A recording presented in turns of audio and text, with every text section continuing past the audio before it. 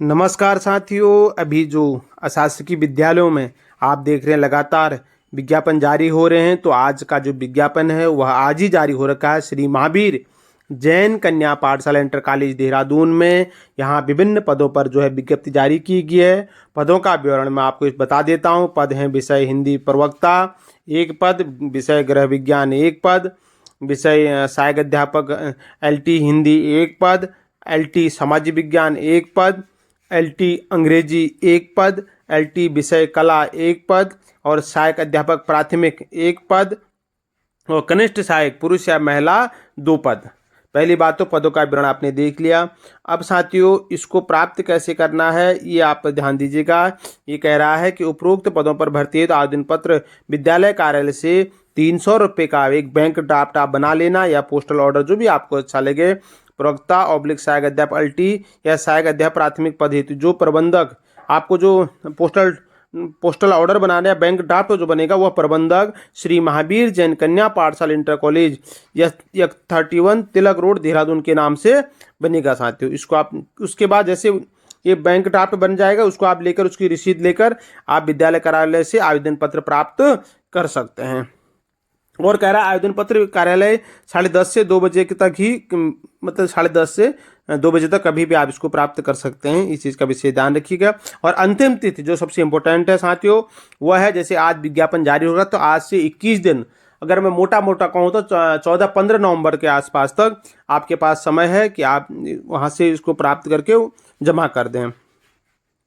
और कह भी रहा है कि आवेदन पत्र की प्राप्ति और पूर्ण रूप से भरे हुए आवेदन पत्र विज्ञापन प्रकाशन होने की 30 से 21 दिनों के भीतर प्रबंधक नियुक्त प्राधिकारी श्री महावीर जैन कन्या पाठशाला इंटर कॉलेज 31 तिलक रोड देहरादून के कार्यालय में पंजीकृत या स्पीड पोस्ट के माध्यम से जमा किए जा सकते हैं। अपूर्ण रूप से भरे हुए आवेदन पत्र निरस्त किए जाएंगे।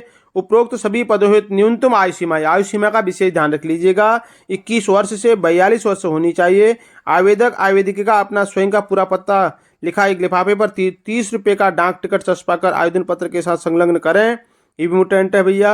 अपना भी एक आप अपना पता का एक अलग से उस फार्म के अंदर अपने स्वयं के एक पते का भी आप लिफाफा डालेंगे कह रहा है। इसके अलावा आवेदन पत्र के साथ वांछित समस्त शैक्षिक प्रशिक्षण योग्यता के सभी दस्तावेज की स्वप्रमाणित प्रतियां संलग्न करना अनिवार्य है। किसी भी दस्तावेज के अभाव में आवेदन पत्र निरस्त किए जाएंगे। अंतिम तिथि के बाद आवेदन पत्र स्वीकार नहीं किए जाएंगे। अभ्यर्थी उत्तराखंड राज्य का मूल निवासी स्थायी निवासी प्रमाण पत्र धारक होना चाहिए, बाहर वालों के लिए जॉब नहीं है। अंतिम तिथि के बाद आवेदन पत्र स्वीकार नहीं किए जाएंगे। अभ्यर्थी उत्तराखंड राज्य का मूल निवासी ठीक हो गया।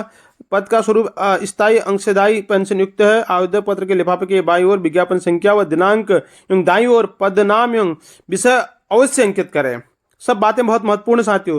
जो अभ्यर्थी आवेदन करने की तिथि को सरकारी या अर्ध सरकारी सेवा में कार्यरत हों उन्हें विभागीय अनापत्ति प्रमाण पत्र संलग्न करना अनिवार्य है। बहुत से लोग ऐसे भी होते हैं जो जाना चाहते हैं, क्योंकि यहाँ पर थोड़ा सा ये है कि एक बार आप चले जाओ तो ट्रांसफर की पॉलिसी फिलहाल अभी नहीं है, तो आप ध्यान दीजिएगा कि आपको एनओसी इसमें जरूर लगानी है। साथियों इससे संबंधित अन्य जानकारी आप आराम से विज्ञान को पढ़ के एनओसी आप जरूर अप्लाई कर लें, है ना। आप मिल जाएगी उसकी, जो एनओसी आप अप्लाई करेंगे उसको कॉपी इसमें लगा देना, उससे आपका काम हो जाएगा आराम से। बाकी विशेष ऐसा कुछ इसमें है नहीं।